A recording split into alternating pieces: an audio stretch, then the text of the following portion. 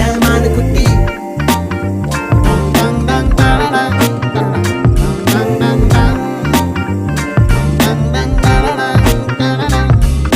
அடுத்தென்ன கலவரம் உண்டாகிடுமோ உள்ள அணுக்களில் கலப்படம் என்றாகிடுமோ கிட்டத்தட்ட காதல் வந்து உச்சக்கட்ட போதை தந்து நெத்தி பொட்டில் முத்தம் வைக்க நேரம்